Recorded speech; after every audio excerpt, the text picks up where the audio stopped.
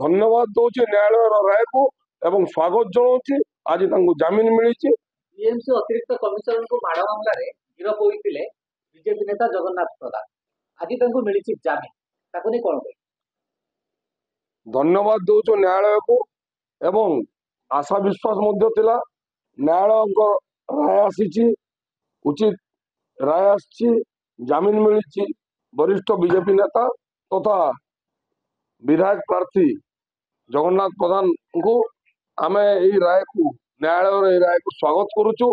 विगत समय मुझे विगत समय आपण चैनल माध्यम जगन्नाथ प्रधान को जो गिरफ्त कर घटना अत्यंत निंदनीय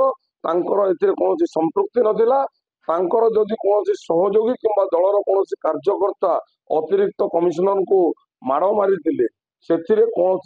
सीसीटीवी फुटेज कि कौन प्रमाण जगन्नाथ प्रधान दोषी बोली नथिला किंबा से घटना समय से उपस्थित नथिले किंतु तांकु किछि राजनीति दलर कुचक्री नेता चाप